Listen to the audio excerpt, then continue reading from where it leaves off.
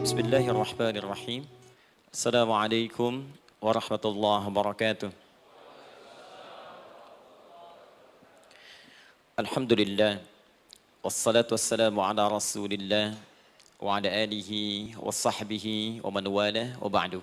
Saya ibadallah, usi nafsi wa iyyakum bitaqwallahi faqad fazal muttaqun. Fala tamutunna illa wa antum muslimun. Faqala ta'ala, ya ayyuhalladzina amanu taqullaha haqqa tuqatih wa la tamutunna illa wa antum muslimun.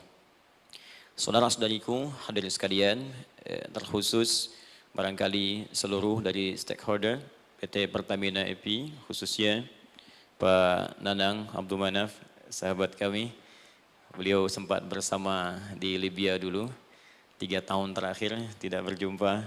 Alhamdulillah, semoga beliau dan jajaran semuanya disehatkan oleh Allah Subhanahu wa taala.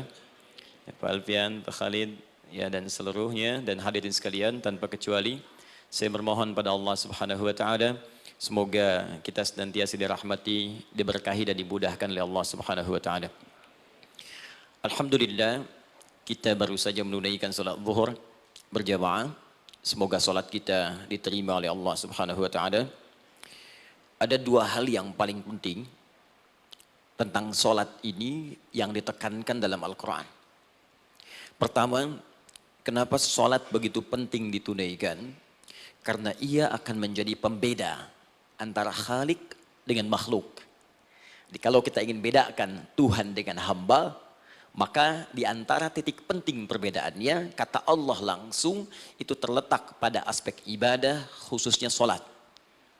Karena itu ketika Nabi Musa alaihi salam berkenan kemudian langsung diperintahkan oleh Allah sehingga disebut dengan kalimullah yang diajak bicara dan diperkenalkan tentang esensi ketuhanan Allah, maka disebutkan perintah langsung oleh Allah untuk menyembahnya dalam bentuk salat. Al-Quran surah ke-20 Taha ayat ke-14. Kata Allah, innani anallahu la ilaha illa ana fa'budni wa aqimis salata li dzikri. Ya Musa, tidak ada Tuhan kata Allah selain saya. Ya, maka jika engkau telah tahu saya Tuhan, bedanya Tuhan dengan makhluk, fa'budni, maka kewajiban engkau sebagai makhluk menyembah saya. Bagaimana caranya ya Allah, kata Musa? Kata Allah, wa aqimis salata, rahmatullah. Wa aqimis salata li dzikri. Maka cara menyembahku itu adalah dengan salat. Karena itu semua nabi dan rasul, bahkan sebelum Nabi Muhammad SAW, diperintahkan oleh Allah untuk mengajak umatnya seluruhnya untuk salat. Ya, Nabi Isa alaihissalam salat. Anda buka Quran surah 19 Maryam ayat 31 sampai 33. Nabi Ismail alaihissalam, ya kakeknya Nabi ke-29, salat. Bahkan meminta keluarganya salat. Quran surah ke-19 ayat 55. Wa kana ya'muru ahlahu bis salah. Nabi Zakaria, saudaranya Imran, salat. Quran surah ketiga, ya, ayat ke-38 sampai dengan 39. Ayat 39-nya tegas mengatakan, fanadathu malaika wa huwa qa'imun yusalli fil mihrab. Jadi kalau kita urutkan dari Nabi Muhammad sallallahu alaihi wasallam sampai Nabi Adam alaihi salam, semua menunaikan salat kepada Allah Subhanahu wa taala. Ya, Muhammad bin Abdullah bin Abdul Muttalib bin Hashim bin Abdul Manaf bin Qusay bin Murrah bin Kilab bin Ka'ab bin Ghalib bin Fihir bin Malik bin Nadar bin Kinana bin Khuzaimah bin Mudrikah bin Ilyas bin Nizar bin Mudar bin Ma'ad bin Adnan bin Addi bin Adri bin Muqawwam bin Nagur bin Tarikh bin Ya'rub bin Yasjub bin Nabit bin Ismail alaihissalam bin Ibrahim alaihissalam bin Azar atau bin Nahur bin Abir bin Kinan bin Arfakhshad bin Sam bin Nuh alaihissalam bin Mihlail Matushala bin Kinan bin Anwas bin Thith bin Adam alaihissalam. Dari Nabi Muhammad SAW sampai Nabi Adam semua salat. Coba ulangi. Nanti dalil singkatnya dari Quran surah keempat ayat 163, paling kiri sebelah atas di mushaf. Inna auhayna ilaika kama auhayna ila Nuhin wan nabiyyin min ba'di. Muhammad, apa yang kami telah wahyukan kepadamu sudah pernah pula kami sampaikan kepada Nuh alaihissalam dan nabi-nabi setelahnya. Kenapa tidak disebutkan Adam sebelumnya? Karena Adam itu nabi bukan rasul. Nabi diberikan risalah untuk pribadi dan kalangan dekatnya, rasul diberikan risalah tugas untuk mengajak umat. Kenapa Nabi Adam bukan rasul? Karena zaman Nabi Adam belum ada umat. Siapa yang mau diajak? Ya? Ini bagian pertama. Jadi kalau kita hari ini masih mendapat kesempatan sholat, alhamdulillah, ini artinya sampai hari ini kita masih benar-benar manusia.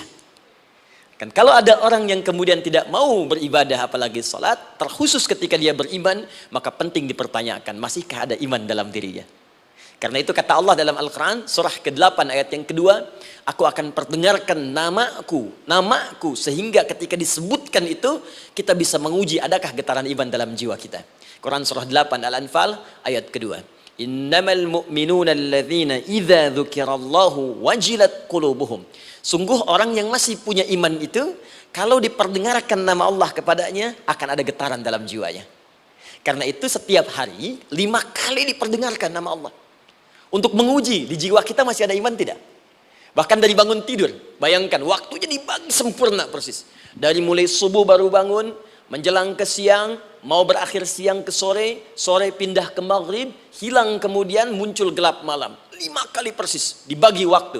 Diperdengarkan untuk menguji, kira-kira setelah subuh siang masih ada nggak iman? Sore masih ada nggak? Ya Allahu Akbar, Allahu Akbar. Karena itu kalau iman masih ada melekat di jiwa kita, demi Allah saya katakan, begitu kita mendengar suara azan, pasti hati kita akan mengatakan, Allahu Akbar, Allahu Akbar. Wih, sudah azan ya? Pernah begitu? Ya, walaupun mungkin setelah selesai, La ilaha illallah, baru azan, belum qomat. Ya, itu normal, gak apa-apa. Yang penting iman masih ada. Nah, ini menunjukkan ada getaran dalam jiwa. Satu itu. Yang kedua, ini yang jarang dimanfaatkan teman-teman. Jadi seringkali sholat dimaknai pada ibadah formal bagian pertama saja. Adapun yang keduanya, ini yang jarang digali. Padahal sekali saja dalam sehari, itu 5 kali Allah menunggu kita. Ternyata sholat itu satu-satunya wasilah ibadah yang disebutkan dalam Al-Quran untuk langsung memohonkan semua kebutuhan yang kita rasakan. Bahkan sebelum kita diminta sholat, itu kalimat pertamanya bukan ibadahnya. Kata Allah, kau punya masalah apa? Sedang butuh apa? Sedang punya problem apa? Buka Quran surah kedua Al-Baqarah ayat ke-45 sampai 46. Paling kanan pertengahan di usad. Wasta'inu bis-sabri was-salah. Perhatikan kalimatnya, indah sekali. Ya Allah menempatkan sholatnya bagian kedua.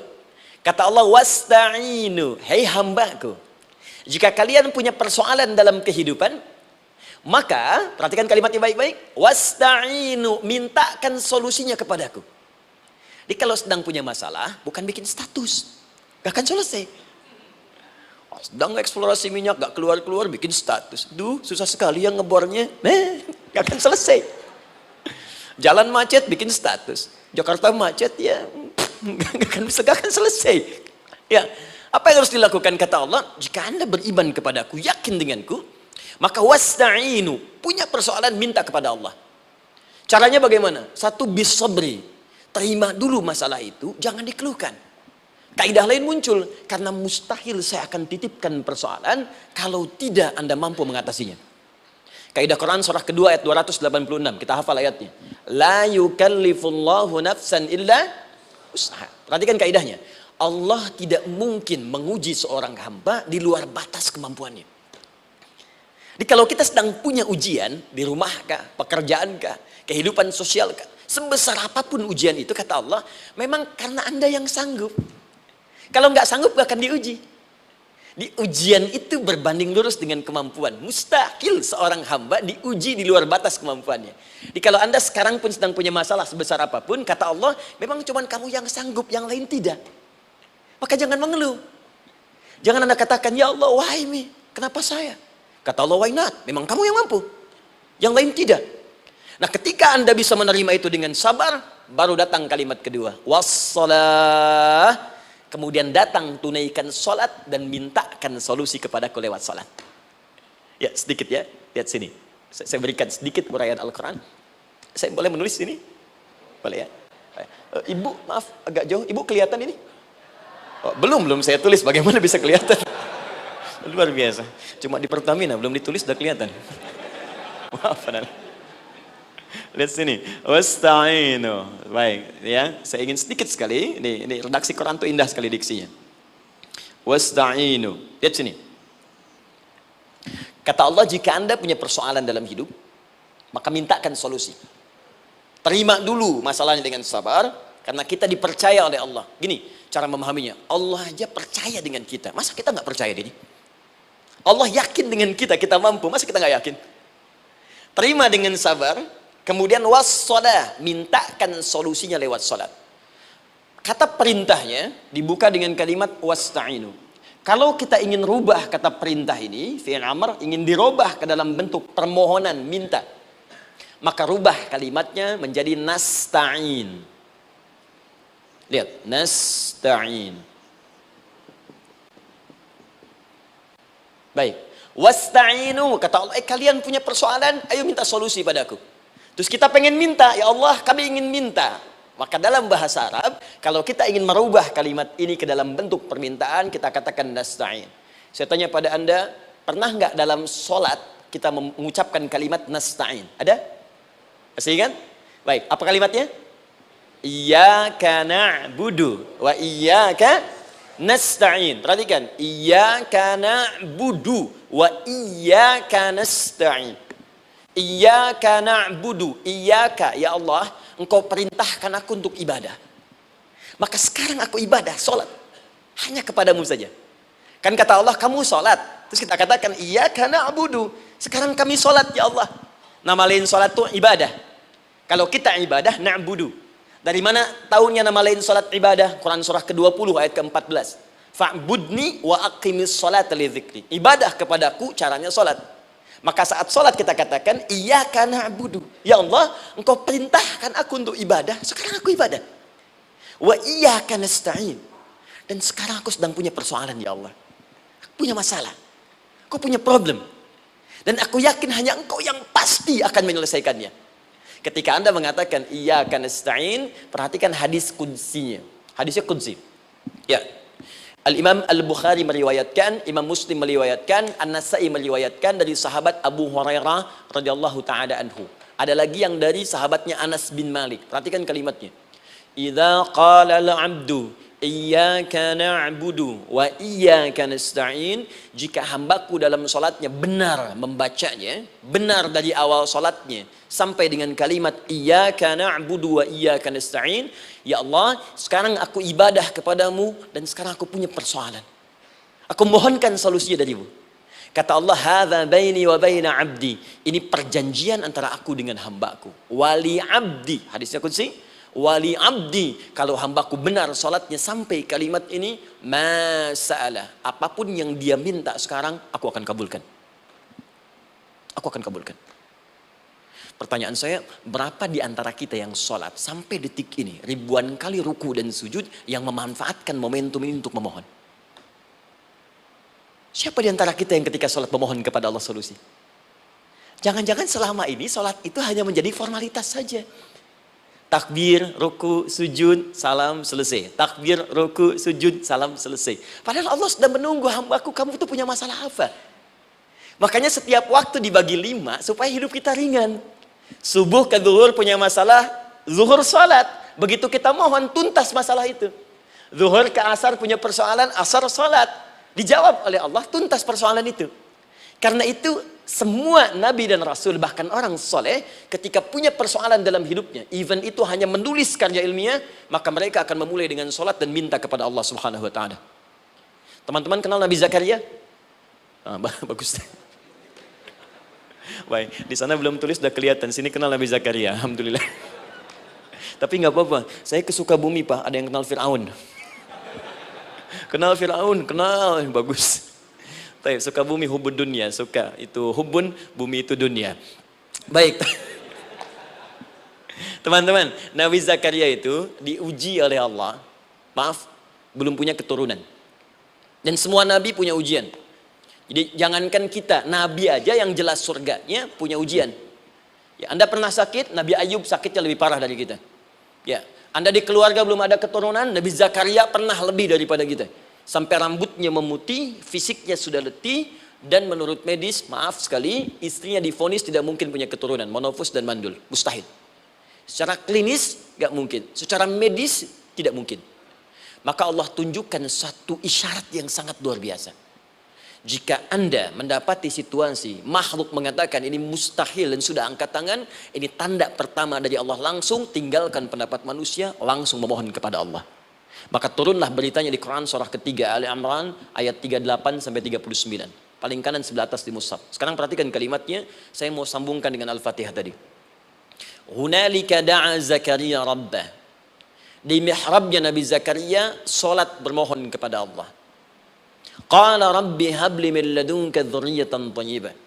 Kemudian ia berdoa, Rabbi habli, ya Allah yang maha memberi tanpa batas.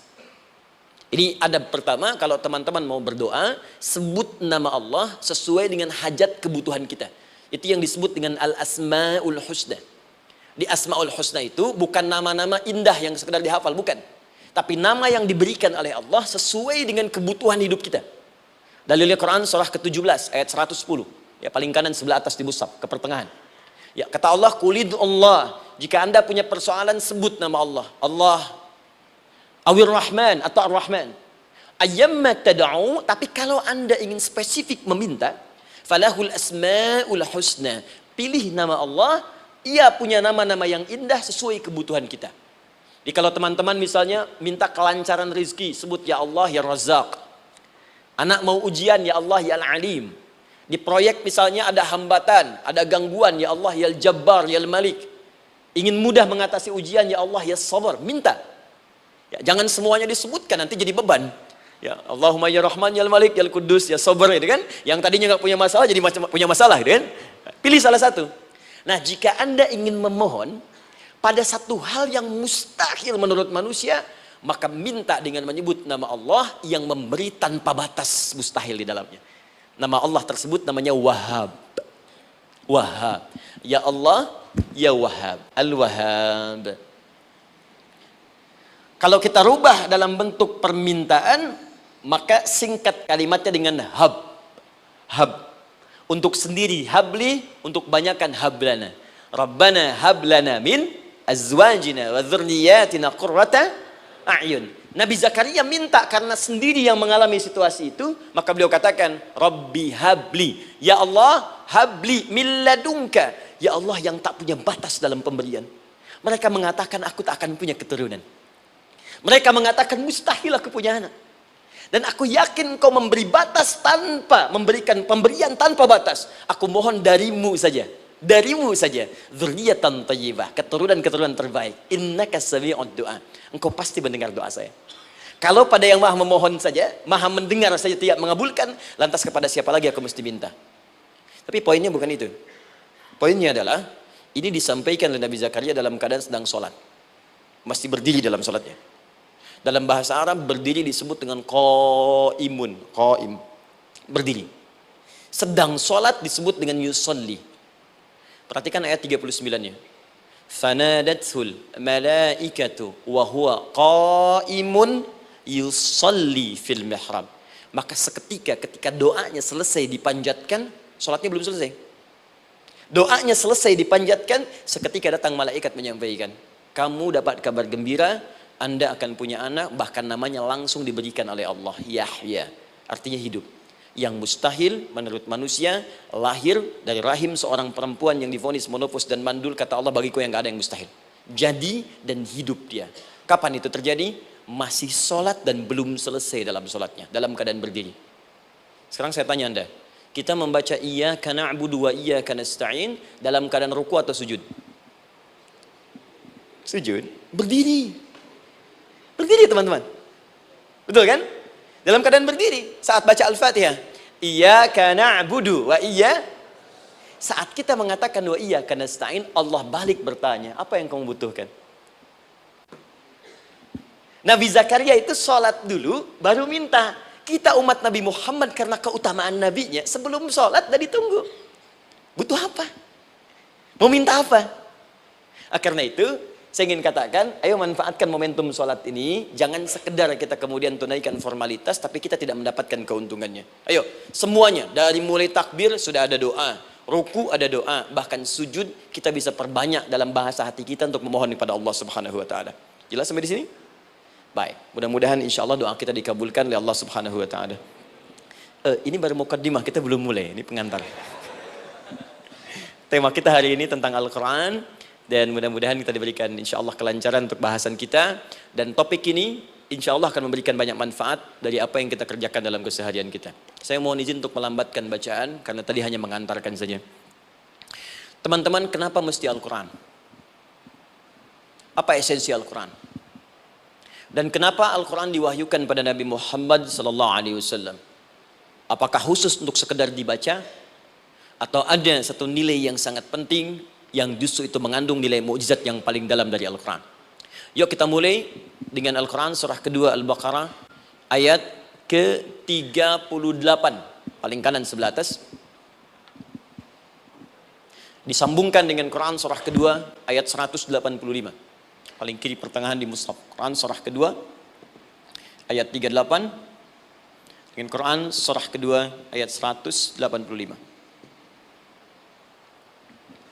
Saya mulai dari kisah Nabi Adam. Saya pelan-pelan. Nabi Adam saat diciptakan oleh Allah, kemudian diberikan informasi bahwa beliau akan bertugas di bumi, beraktivitas di bumi. Disampaikan di Quran surah kedua ayat 30, paling kiri sebelah atas. Wa idh qala rabbuka lil malaikati inni ja'ilun fil ardi khalifah. Kata Allah, dan pelajari, ingat ketika kami menyampaikan pada para malaikat, kami akan menugaskan satu makhluk manusia namanya Adam di bumi tugasnya untuk menjalani hidup di bumi. Nah, secara singkat, setelah Nabi Adam turun ke bumi di awal masa bersama Sayyidah Hawa ya alaihi wassalam, maka ternyata bersamaan dengan turunnya Adam dan Hawa ke bumi itu, mereka berdua dibekali petunjuk. Yang dengan petunjuk itu, ini yang dahsyat. Allah jamin semua aktivitas hidupnya, dari mulai yang sederhana sampai yang kompleks, pasti jika diikuti petunjuk ini, dia akan senang menjalaninya dan akan tenang mendapatkan hasilnya. Ya, perhatikan kalimatnya.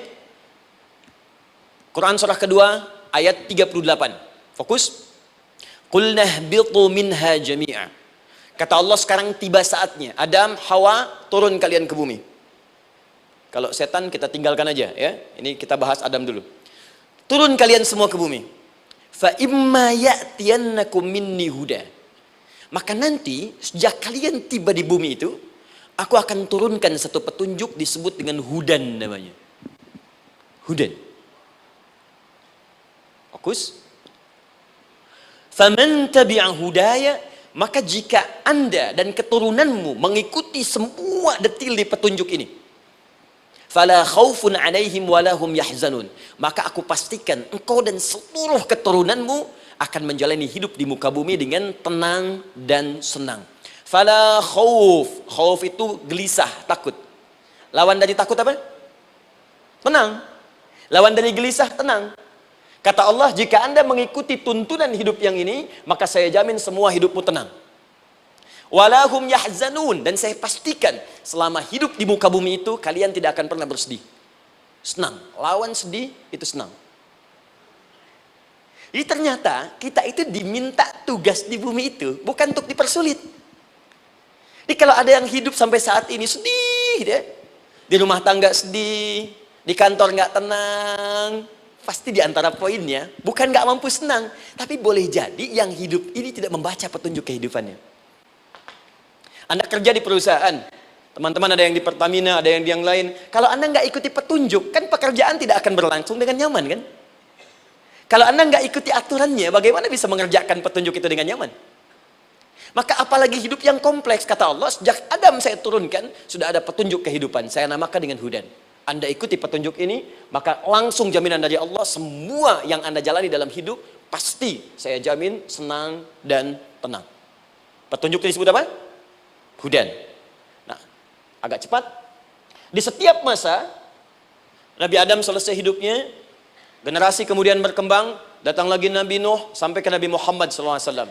Perhatikan baik-baik. Setiap berganti generasi akan turun hudan sesuai dengan kebutuhan masyarakatnya pada saat itu. Baik, Nabi Musa menerima kitab apa namanya? Nabi Musa Taurat. Taurat disebut hudan dalam Al-Quran. Muncul Nabi Musa, kitabnya disebut Taurat. Perhatikan baik-baik. Tahukah teman-teman ketika Taurat disebutkan dalam Al-Quran? Buka Quran surah ke-17. Ya, ayat yang kedua. Wa ataina Musal kitaba. Kami berikan kepada Musa kitab. Lihat. Wa ja'alnahu hudan li bani Israil. Dan kitab yang kami berikan itu, yang disebut Taurat, Ali Imran ayat yang ketiga. Wa anzalat Taurata wal Injil. Kami berikan Taurat kepada Musa. Nah, saat Allah turunkan Taurat itu, hudan li bani Israil. Isi Taurat ini adalah petunjuk kehidupan khusus untuk Bani Israel saja. Umatnya Musa. Jadi kalau umat Nabi Musa mengikuti petunjuk hudan, Taurat ini, kata Allah, saya jamin semua hidupnya tenang dengan senang. Nabi Isa turun Injil. Injil disebut hudan dalam Al-Quran. Dan yang terakhir, saya cepat karena waktu kita terbatas. Ketika Allah menurunkan Nabi Muhammad SAW dan dipilih sebagai Rasul, maka saat yang bersamaan beliau pun diberikan petunjuk untuk umatnya. Dan dahsyatnya, petunjuk itu pun disebut dengan hudan. Buka Quran surah kedua, ayat 185. Syahrul Ramadan alladzi unzila fihi al-Quran. Di bulan Ramadan itu, kata Allah, saya turunkan Al-Quran. Kenapa saya turunkan Al-Quran? Hudal linnas. Saya jadikan Quran ini sebagai petunjuk, pedoman hidup linnas, bukan terbatas untuk satu komunitas, tapi untuk seluruh manusia sampai kehidupan berakhir. An-Nas disebutkan 241 kali dalam Al-Quran, menunjuk pada semua manusia tanpa kecuali. Ini bedanya Al-Quran dengan kitab sebelumnya. Taurat hanya untuk kalangan tertentu saja. Jadi selesai nabinya, selesai kitabnya. Injil hanya kalangan tertentu saja. Nabinya selesai, selesai kemudian misinya. Tapi Al-Quran tidak. Ini kalimat pertama langsung dari Allah. Walaupun nabinya wafat, tapi karena Al-Qurannya didesain oleh Allah untuk seluruh manusia sampai kehidupan berakhir, maka pasti Al-Quran itu di setiap masa akan mampu dijadikan pedoman dalam kehidupan. Nah, jadi prinsip pertama, ketika Allah menurunkan Al-Quran, sebenarnya tujuan utamanya bukan sekedar dibaca. Tapi di dalamnya itu ada petunjuk hidup, Pak, Bu. Dan yang buat, yang menciptakan kita. Bukankah Anda kalau ingin memperbaiki sesuatu akan datang kepada penemunya, penciptanya? Anda punya handphone, ada masalah, kan datangnya ke counter handphone. Anda punya mobil, ada persoalan, bukankah datangnya ke dealer? Sekarang kita ingin tahu persoalan hidup kita. Ingin tahu gambaran hidup kita. Ingin tahu misi dan visi hidup kita. Kemana kita kemudian bertanya? Pada pencipta kita. Nah, kata Allah, ketika saya utus manusia pertama kali ke bumi, saya sudah turunkan bagaimana cara menjalani kehidupannya. Dan ternyata berita baiknya untuk kita diberikan oleh Allah satu petunjuk utuh, langsung disebutkan, isinya disebut dengan Al-Quran. Jadi dari Al-Fatihah sampai dengan An-Nas, dia bukan bacaan biasa. Semua di dalamnya ada petunjuk kehidupan kita dari mulai bahkan dalam kandungan sampai kita wafat kepada Allah Subhanahu wa taala. Kalau diikuti petunjuk ini, langsung turun jaminan dari Allah. Hidup kita pasti akan tenang dan nyaman. Saya bacakan cepat ya. Tapi nggak usah ditulis, nanti kalau teman-teman agak terlambat mengikutinya, Anda buka kembali rekamannya, Anda boleh runtutkan kembali. Saya baca cepat saja, dan ini insya Allah Anda hanya akan temukan dalam Al-Quran. Nanti saya berikan rahasia di akhir sebelum kita akhiri. Yuk, satu, Anda silahkan bandingkan dengan buku manapun, referensi manapun, Anda hanya akan temukan dalam Al-Quran. Dari sejak sebelum lahir, bagi perempuan yang tengah mengandung, langsung Allah berikan tuntunan bagaimana agar kandungan itu berjalan dengan sehat, nyaman, dan mudah ke persalinan. Quran surah ke-7 ayat 189. Perkembangannya bisa diamati dan dicek kemudian, ya baik ke dokter atau yang lain. Nanti perkembangannya disebutkan di Quran surah ke-22 ayat ke-5. Dirinci lagi di Quran surah ke-23 ayat 11 dari 9 sampai dengan 13. Kemudian mulai terlahir, dari lahiran diberi petunjuk oleh Allah. Nih, berikan ASI maksimal 2 tahun. Kalau ingin berhenti sebelum 2 tahun boleh, begini caranya. Quran surah kedua ayat 233. Dari sampai usia 2 tahun menjelang balik, kata Allah berikan 4 pendidikan dini. Ini turunannya, disebutkan 1, 2, 3, 4. Jika Anda ajarkan ini, maka anak ini akan tumbuh. 1, dekat dengan Allah. 2, dijamin taat pada orang tuanya. 3, dia akan baik dengan lingkungannya. Dan 4, dia akan bertahan dalam kebaikan sampai dia dewasa. Quran surah ke-31 ayat 13 sampai dengan 19. Usia 7 tahun. Ya, mulai dia balik misalnya, dia akan mulai belajar. Bagaimana cara belajar yang baik supaya cepat paham, gampang mengerti. Turun Quran surah ke-9 ayat 122. Amalannya di Quran surah 96 ayat yang pertama. Kemudian rinciannya diturunkan di Quran surah kedua ayat 282 di ujung ayatnya. Lalu bagaimana mencari sekolah yang bagus, majlis yang baik, guru-guru yang baik, diturunkan Quran surah ke-58 ayat ke-11. Dicontohkan tentang Maryam dan Nabi Isa alaihissalam di Quran surah ketiga ayat 35 sampai dengan 37. Naik lagi, dia mulai dewasa, ya, mulai bergaul, bahkan kadang-kadang merantau, punya tempat komunitas berbeda.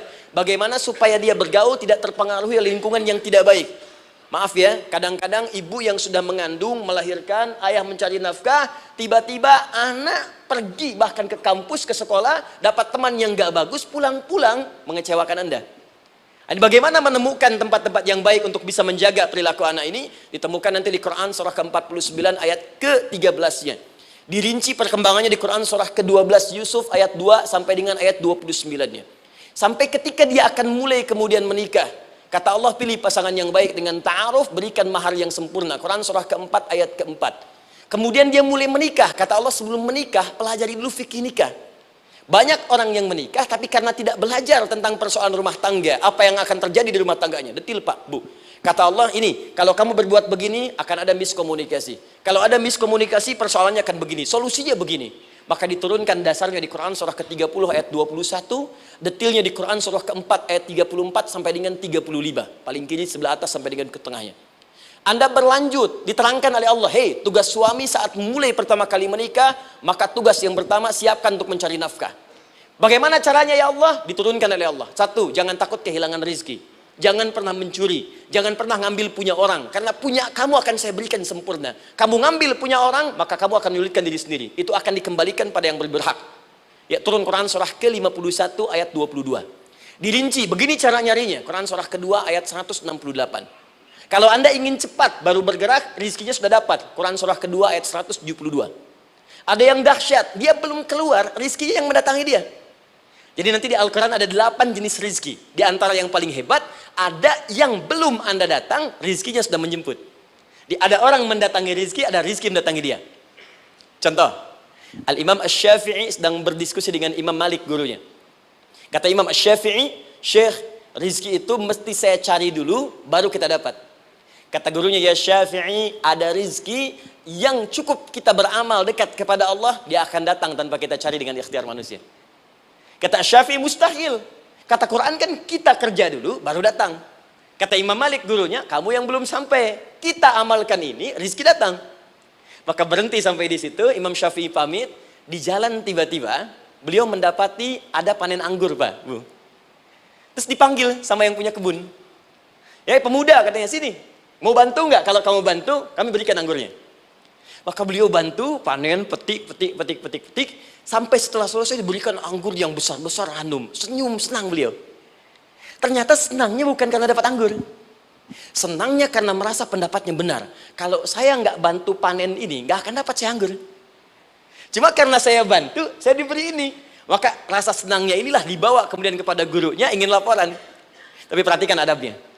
Dia tidak mengatakan, guru, nih saya benar. Kalau saya nggak ikut panen, nggak dapat saya ini. Perhatikan kalimat Asy-Syafi'i. Guru, tadi saya di jalan, dipanggil oleh pemilik kebun, ikut panen anggur. Begitu saya bantu, saya diberikan anggur ini. Beliau tekankan dengan kalimat yang kencang pada kalimat, begitu saya bantu, saya dapat anggur ini. Imam Malik tersenyum mengatakan, Masya Allah Syafi'i, luar biasa. Ini siang begitu panasnya, tadi saya mau keluar ngajar, terfikir di benak saya, Allah, kalau ada anggur yang besar-besar, enak rasanya. Tiba-tiba kamu datang bawa anggur. Jadi Imam Syafi'i kerja dapat sesuatu, Imam Malik terfikir sesuatu, datang rezeki. Itu ada di Quran surah ke-7, teman-teman, ayat ke-96, paling kanan sebelah atas di mushafnya. Baik, teruskan dulu. Ya, Anda dalam mencari kerja, ingat, kalau Allah yang sampaikan pasti terjadi. Jangan dikira mudah. Kata Allah akan ada persaingan, akan ada kadang-kadang singgungan, akan ada tantangan, maka mulai petakan tantangan apa yang akan Anda lalui saat Anda mulai mencari nafkah itu. Maka turun Quran surah kedua ayat 214, paling kanan sebelah bawah. Am hasibtum an tadkhulul jannata. Hei, apa kamu mudah begitu saja mengira akan sukses dalam pekerjaanmu? Bahkan bisa diartikan surga, ingin masuk surga. Walamma ya'tikum mathalul ladzina khalau min qablikum. Sebelum engkau diuji seperti orang sukses dulu pernah sukses. Lihat mereka. Enggak ada orang sukses yang instan. Cuman balikan telapak tangan dapat, tidak. Kata Allah, lihat orang-orang dulu. Lihat orang-orang hebat dulu, bagaimana mereka bisa kaya, bisa sukses, bisa punya posisi. Masat umul ba'sa, petakan olehmu tantangan apa yang akan dihadapi saat engkau bekerja itu. Satu, kata Allah ba'sun, ada yang ringan. Ya, ba's. Ba'sa, jama' dari kata ba'sun. Dua, dara. Dia sudah menengah, jama' dari kata durun. Tiga, zilzal. Ini yang paling tinggi puncaknya. Jadi kalau Anda sudah mendapatkan ini, yakinlah. Berarti Anda akan mendapatkan posisi yang tinggi. Karena mustahil orang besar diuji dengan ujian yang kecil. Zilzal. Ini bagian ketiga. Ba'sa, ba'sun. Mulai. Kira-kira tantangan-tantangan ringan apa saja yang akan Anda hadapi? Ya, kalau saya contohkan misalnya dengan contoh yang lain singkat. Anda mau ke masjid, ingin konsisten, mulai hijrah, ingin dekat dengan Allah. Tiba-tiba yang tadinya nggak mau ke masjid, mulai ke masjid, diuji dengan hujan. Hujan kecil, rintik-rintik, shower. Begitu hujan, orang Arab mengatakan kalau hujannya bisa lewat tanpa payung pun, orang Arab mengatakan la ba'sa. La ba'sa ini ringan. Orang kita sambungin, labas. Dari bahasa Arab, lewat. Nah, jadi kalau Anda mau berangkat nih, siap bekerja, siap hadapi tantangan. Baru mau lewat hujan kecil, berarti itu tantangan kecil kita lewati. Macet, petakan, cari jalan yang kemudian sempurna, jalan yang kosong, buka Google-nya, buka Waze-nya, buka map-nya, cari. Jadi kalau pada yang kecil aja belum kita lewati, bagaimana mendapatkan yang besar? Anda mau ke masjid, dikasih hujan kecil, mau berangkat gak jadi. Papa, kenapa gak jadi? Hujan mah, kan ada payung, takut riak. Tuh. Setelah itu darah, maaf, tantangan fisik. Kadang-kadang mulai ke fisik, mulai mengganggu. Ya, maaf, dirincikan kemudian oleh Al-Quran. Turun Quran surah ke-21, ayat 87 sampai 88, kisah Nabi Yunus alaihissalam. Yunus beraktivitas, bekerja, bukan berarti nggak ada tantangan. Kadang-kadang dibawa, kadang-kadang diusir, kadang-kadang Anda dapat misalnya proyek, kadang-kadang sudah mulai masukkan tender, tiba-tiba gagal, diserobot orang. Kadang-kadang orang yang dapat, Anda yang ngajukan, itu biasa. Kata Allah itu biasa, bukan cuma Anda, yang lain pun ada. Bukankah Allah ajarkan kisah Sayyidah Hajar alaihissalam dengan Ismail? Bukankah bolak-balik naik Safa Marwah, kadang di atas, kadang di bawah, kadang lihat peluang, sampai Marwah ternyata bukan air. Terkadang Anda yang bekerja, tim yang lain yang mendapatkan, karena kerja keras Anda, bisa jadi terjadi. Bukankah yang kerja keras Hajar, yang dapat Ismail? Mungkin Anda yang konsep, yang dapat minyaknya orang lain. Mungkin Anda yang kerja, kan yang suksesnya teman Anda, gak ada masalah. Dan itu kemudian akan bermanfaat bagi Anda. Tidak mungkin setiap keringat yang keluar dari diri kita mustahil, kecuali akan melahirkan manfaat yang kembali pada diri kita. Tantangan. Tapi yang paling dahsyat, ini yang gak ditemukan. Di sebagian referensi yang kita baca. Ketika Allah menjelaskan semua tahapan-tahapan tantangan ini, sampai ke puncaknya zilzal. Zilzal itu kalau bahasa sekarang gempa. Ada ujian yang menggoncang hati kita. Ketika Anda kerjakan, ya Allah, tantangannya dahsyat. Kenapa mesti saya, ya Allah? Kau nggak selesai-selesai, ya Allah. Itu wajar, teman-teman. Itu biasa. Kata Allah, orang dulu saja mengatakan, mata nasrullah, kapan ini selesai? Berbahagialah kalau teman-teman sudah mendapatkan tantangan puncak yang paling tinggi ini. Ini artinya, Allah sedang mempersiapkan Anda menjadi orang besar di kemudian hari. Dan cara mengatasinya, diturunkan Quran, surah ketiga, ayat 142. Paling kiri sebelah atas. Perhatikan dahsyatnya. Yang pertama diterangkan tantangannya, yang kedua dijelaskan cara mengatasinya. Saya mau berhenti sampai di titik ini, nanti saya terangkan cara berinteraksi dengan Al-Quran. Ya, perhatikan baik-baik. Kata Allah, jika kelak engkau sudah bisa memetakan tantangan ini, maka siapkan solusi untuk mengatasinya. Ayatnya dibuka dengan kalimat yang sama persis. Saya pernah sampaikan teori ini di dua perusahaan besar di Indonesia. Yang pertama, ada satu perusahaan, karena ini direkam saya nggak sebutkan perusahaannya, perusahaan otomotif besar, sedang turun gratis, kemudian juga ada inflasi yang tinggi. Itu saya terangkan teori Quran. Dia praktekkan berhasil, Pak. Padahal saat itu saya presentasi di depan non-muslim. Non-muslim. Sales-salesnya se-Indonesia dikumpulkan, saya bedah tentang ini. Dan mereka berhasil. Sampai sekarang naik lagi. Yang kedua sama, ini direkturnya juga non-muslim. Tapi nggak apa-apa, kita diskusi. Dan mau mendengar teori ini. Dan praktekkan, naik. Ya, dulu di satu perusahaan minyak juga, sedang turun, karyawan semua dikumpulkan, lalu kita bahas tentang ini, kita terangkan. Yang ini yang paling menarik dari Al-Quran. Kalimatnya sama persis, Quran surah ketiga, ayat 142. Am hasibtum an tadkhulul jannata. Apa Anda duga, akan begitu mudah mendapatkan kesuksesan dalam hidup. Tolong fokus baik-baik. Jangan selalu mengartikan jannah dengan surga. Karena asal kata jannah itu artinya kesuksesan, kebahagiaan yang belum tampak. Surga, kenapa disebut dengan jannah? Karena itu puncak kebahagiaan kita yang belum nampak sekarang. Saya kasih rahasia ya. Ini antara kita saja nih. Kalau ada kata jim dengan nun di depannya, itu pasti tidak nampak. Tersembunyi. Apapun tambahannya. Ya, misal, jin kenapa disebut dengan jin? Karena memang ketika diciptakan, dia tidak tampak. Tersembunyi. Lawannya ins. Karena itu kita disebut ins. Karena saat lahir kita tampak. 18 kali disebutkan dalam Al-Quran. Ya ma'syaral jinni wal ins. Wa ma khalaqtul jinna wal ins. Jadi jin disebut jin karena memang fitrahnya tersembunyi. Gak nampak. Jadi kalau ada jin melakukan penampakan, itu jin sedang kena masalah. Sedang keluar dari fitrah. Sama dengan manusia, harusnya tampak. Jadi kalau ada manusia yang senang sembunyi-sembunyi, dia sama dengan, bukan saya yang bilang, sedang punya masalah. Ke kantor, sembunyi-sembunyi, hati-hati Pak Alfian tuh. Biasa ada pintu depan, masuk pintu belakang. Suami di rumah, buka WA, sembunyi-sembunyi. Bu, hati-hati tuh. Pulang lewat pintu belakang, berarti sedang punya persoalan dalam hidup. Setiap ada jim dengan nun, pasti tersembunyi. Ibu punya janin, rahim, dalam rahim ada janin. Kenapa disebut dengan janin? Jim, nun, ya, nun. Karena sosok itu belum nampak dalam pandangan kita.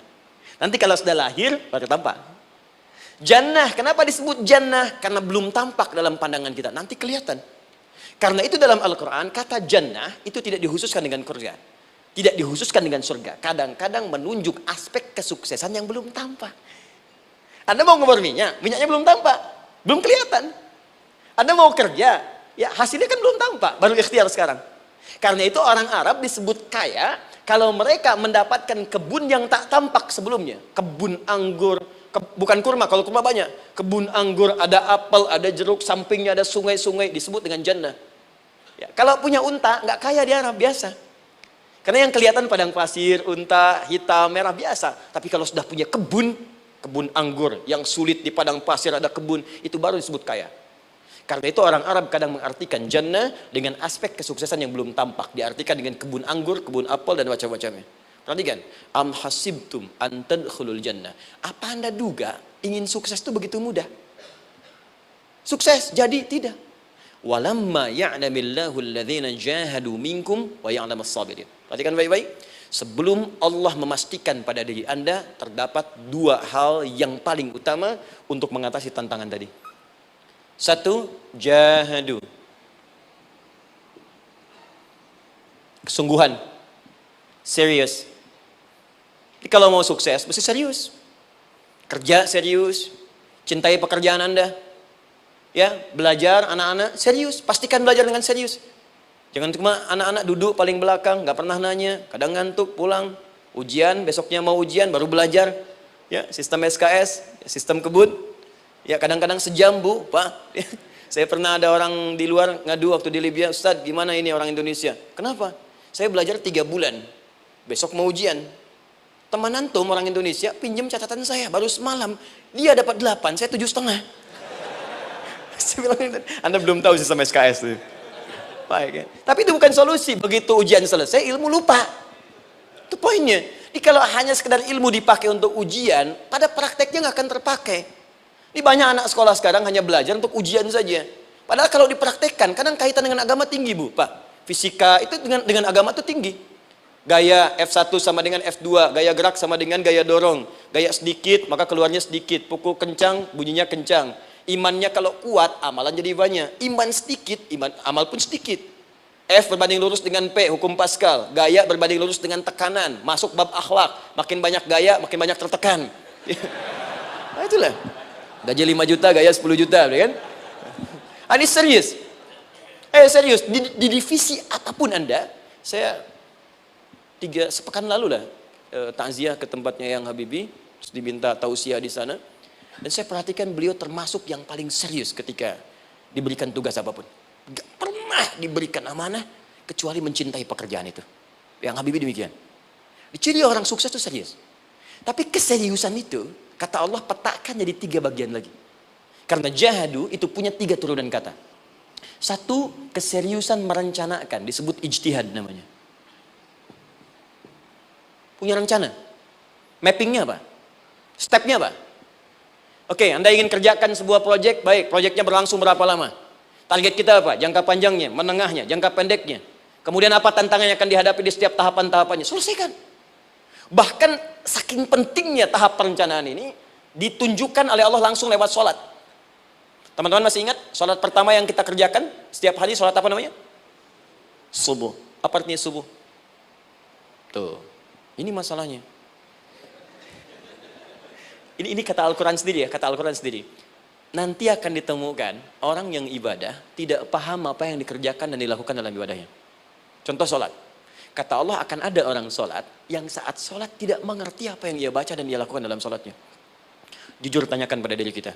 Sampai detik ini, dari sekian ribuan kali ruku dan sujud, berapa persen bacaan sholat yang kita pahami? Jangan-jangan kita ruku tapi nggak ngerti yang dibaca. Sujud tak paham yang diungkapkan. Bagaimana bisa khusyuk? Mustahil.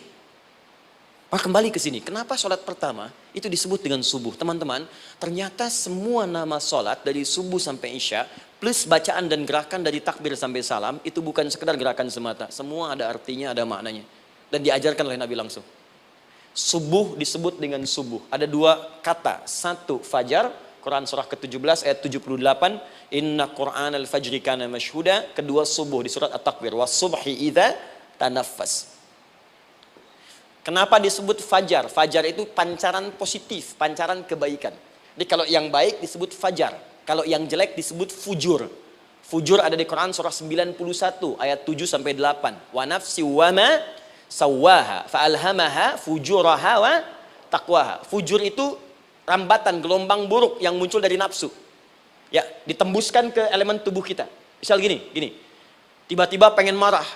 Ya, di tubuh kita mengatakan melotot, maka ini ada pancaran di hati kita nyambung kemudian ke mata. Ini rambatan dari sini ke mata disebut fujur namanya. Mau ke tangan pukul, masuk ke tangan. Itu rambatannya disebut fujur namanya. Ya.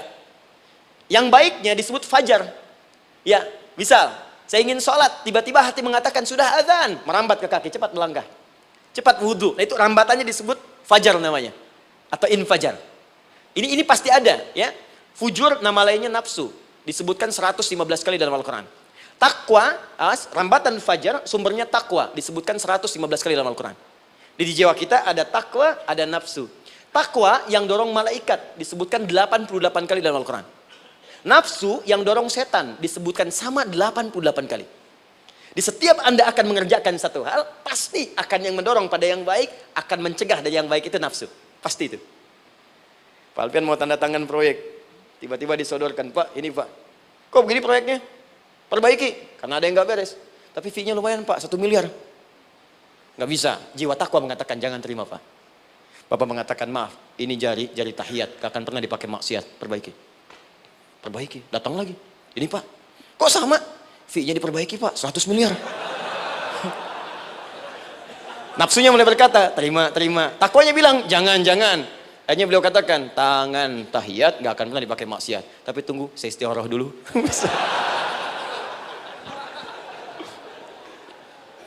Nah, waktunya, ini salatnya disebut fajar. Kenapa disebut fajar? Karena saat kita tidur, terus dengar suara azan, Allahu Akbar, maka memancar dari iman kita, rambatan untuk merespon suara itu. Bangun kita untuk menunaikan salat. Waktunya disebut subuh. Kenapa disebut subuh? Dari kata asbah. Asbah itu artinya yang siap dengan rencana. Ya, orang Islam tuh nggak ada yang bangun dari tidurnya kecuali punya rencana jelas yang akan dieksekusi di hari itu. Makanya sebelum kita bekerja mengeksekusi itu, kita datang menghadap Allah supaya Allah berikan kemudahan di setiap aktivitas kita. Coba lihat manajemen Nabi. Bukankah sebelum tidur beliau istighfar dulu? Dirinci pekerjaannya, dicatat yang akan dikerjakan besok, istighfar 70 kali, 100 kali, sehingga dengan istighfar saat tidurnya tenang. Coba kita biasakan. Ada yang baca Quran, ada yang istighfar. Kalau nggak percaya silahkan cek. Begitu Anda lakukan, tidurnya enak. Besoknya rencana itu sudah siap. Makanya ketika bangun, siap jam 7 mau kemana, jam 8 ada di mana, jam 12 kerjakan apa. Sebelum mengerjakan itu, datang kepada Allah, sujud, ya Allah, saya punya rencana ini tolong mudahkan. Begitu caranya. Itu yang disebut dengan subuh. Nah, sekarang kembalikan peta hidup kita mau seperti apa ke depan? Ijtihad. Yang kedua, kalau sudah jelas konsepnya, visinya sudah ada, maka jihad. Yang kedua jihad. Jihad itu eksekusinya, aksinya, actionnya, perjuangan fisiknya. Rencananya apa? Tahajud malam nanti. Bismillah. Jam berapa? 2:30. Baik, yuk kita mulai rencanakan. Eksekusi rencananya. Bagaimana cara kita bangun 2:30? Pasang alarm. Jam berapa alarm dipasang? 3 kali. Pertama 1:30, kedua 2 kurang 1/4, ketiga jam 2 lewat 1/4. Baik. Alarm pertama untuk mematikan alarm kedua. Alarm kedua matikan alarm ketiga. Ketiga siap-siap. Baik. Siap, bangun. Jihad. Awas, ini penting ya, jihad itu jangan dipersempit maknanya kepada situasi peperangan saja, tidak. Banyak jihad itu luas sekali medannya. Karena jihad itu perjuangan fisik. Dan maaf sekali, dalam konteks perang pun bukan menyerang orang. Tapi membela diri saat diserang. Di Islam itu bukan agama ekspansi. Cek di sejarah, nggak ada Islam menyerang. Yang ada itu membela diri saat diserang. Atau saat orang lain dizalimi dan kita diminta untuk terlibat, kita membantu. Ini bukan dalam konteks sekarang yang banyak dibincangkan. Tembak orang, bom orang, nyerang orang. Bukan. Itu waktu kejadian bom Tamrin itu pertama, saya di Lampung posisinya. Itu begitu meledak, tuar. Pertanyaan pertama Pak di Balistani. Ustadz, apakah bom di Jalan Tamrin termasuk jihad fisabilillah? Saya bilang, Pak, sependek pengetahuan saya, jihad fisabilillah itu jihad di jalan Allah, bukan di Jalan Tamrin. Kaidahnya beda. Nah, misal mencari nafkah itu jihad. Cari nafkah jihad. Quran surah keempat ayat 34, paling kiri sebelah atas. Tugas pertama ketika menikah kata Allah, ar-rijalu qawwamuna 'alan nisa. Setiap lelaki itu diminta oleh Allah untuk mengatur bagian rumah tangganya. Jadi pemimpin di rumah tangganya.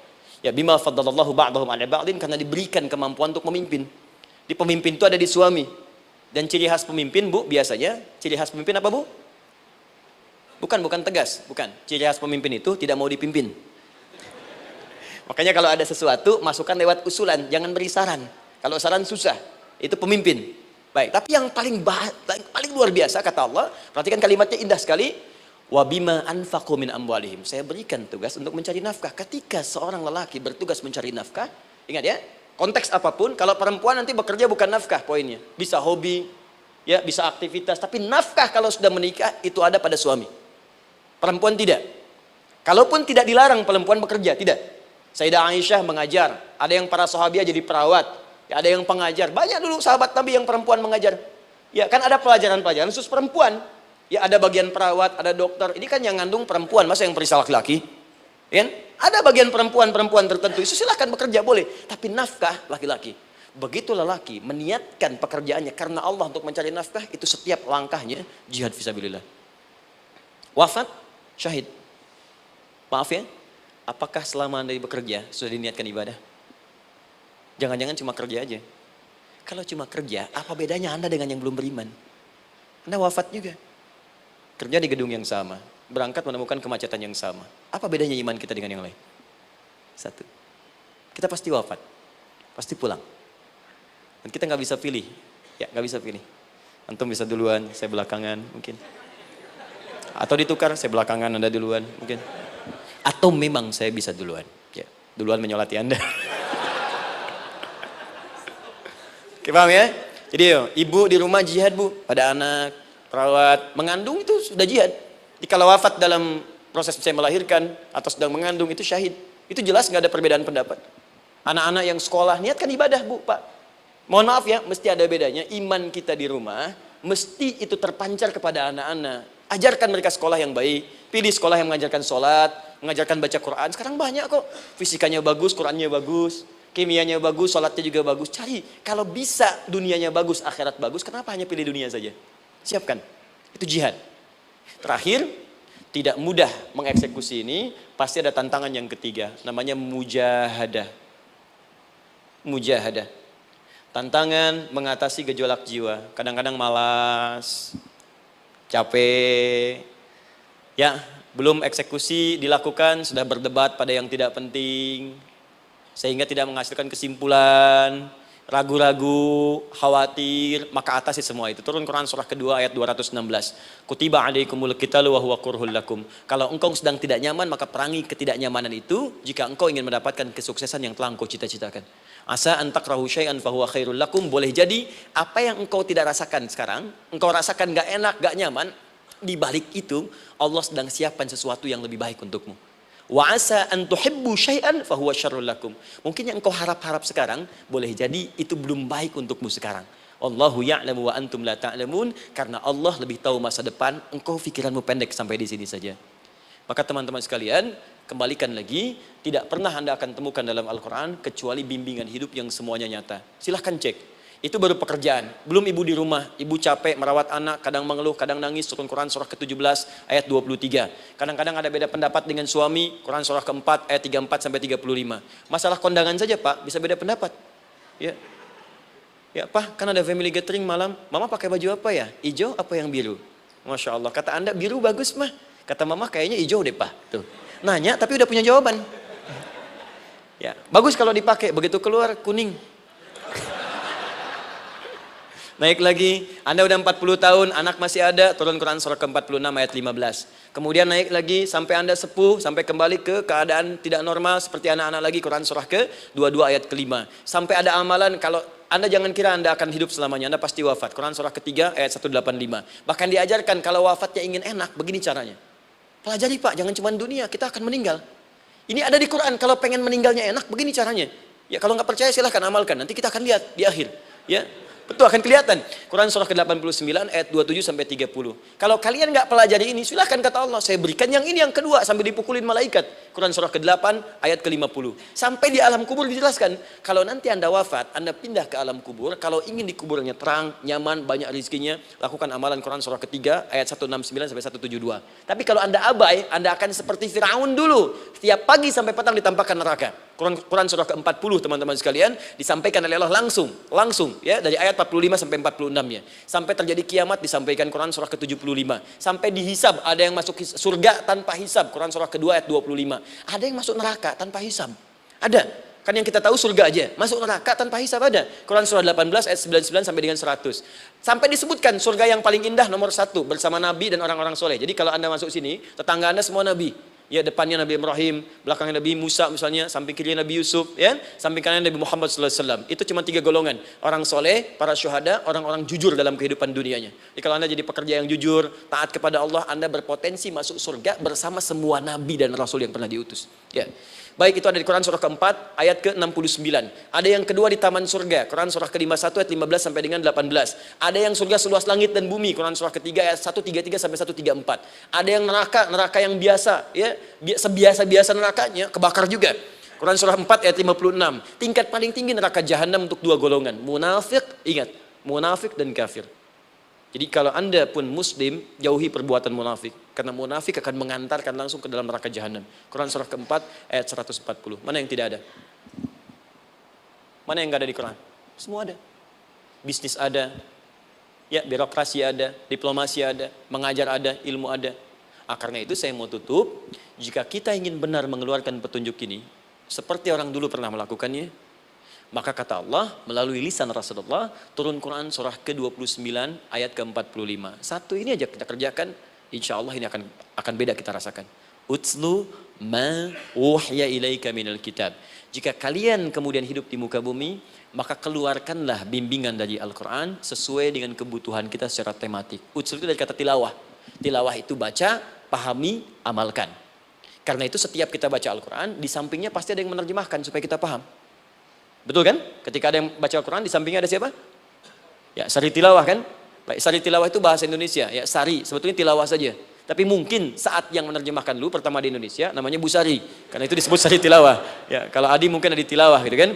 Nah, jadi teman-teman caranya begini. Anda keluarkan sesuai kebutuhan. Enggak semua ayat Quran mesti kita kaji. Kalau mau dari awal dari akhir, bagus. Kalau baca silahkan. Hatamkan, Nabi juga hatamkan. Tapi kalau Anda ingin ambil sesuai passion kita. Anda pebisnis, kenapa nggak mengeluarkan ayat bisnis di Quran?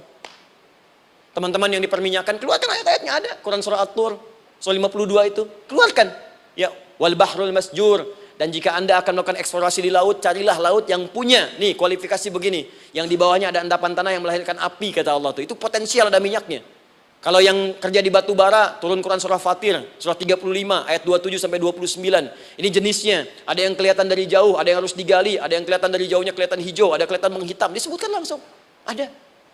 Kenapa nggak Anda turunkan dalam bentuk-bentuk tematik yang itu bagian kita? Ada yang pokok, ada yang spesifik. Yang pokok tentang sholat, karena semua orang sholat. Tentang ayah. Anda jadi ayah berapa tahun? Kenapa nggak dikeluarkan di Quran ayat-ayat tentang ayah? Kenapa nggak dikeluarkan di Quran ayat-ayat tentang ibu? Jangan jauh-jauh dulu bicaranya. Tentang belajar. Nah, nanti eksekusinya, kalau mau cepat, buka kitabnya Al-Imam Al-Bukhari. Ada kitab hadis, saya akhiri, yang dikarang oleh Al-Imam Al-Bukhari dan sangat populer. Apa nama kitabnya? Kalau hafal saya kasih hadiah. Apa kitab Imam Al-Bukhari yang populer? Ya.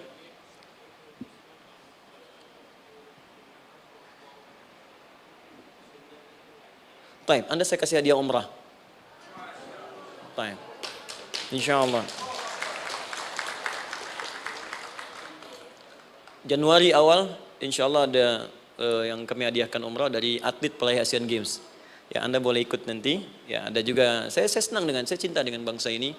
Jadi ada peraih Asian Games, medali emas yang kemarin, itu akan kita berangkatkan umrah. Semua peraih medali emasnya, nanti gelombang pertamanya bulan Januari. Ya 2020 nanti, sekitar 3 bulan lagi, insya Allah Anda nanti akan mengikuti.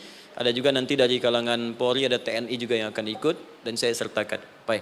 Al-Jami As-Sahih Al-Musnad Al-Mukhtasar min umuri Rasulillahi sallallahu alaihi wasallam wa sunanihi wa ayyami. Itu namanya. Ayo ulangi. Disingkat Sahih Al-Bukhari. Kenapa saya bacakan lengkap? Bukan karena singkatannya, tapi banyak orang sekarang baca buku, baca kitab, hanya langsung ke isinya. Padahal setiap ulama ketika menuliskan judul kitabnya, itu pasti ada petunjuk di dalamnya. Kata Imam Al-Bukhari, Al-Jami As-Sahih. Kitab ini saya buat sebagai petunjuk umum miniatur kehidupan Nabi yang bisa kita ambil hikmahnya sekarang. Jadi kalau kita pengen tahu bimbingan Nabi di masa lalu, supaya kita terapkan sekarang, buka kitab saya ini.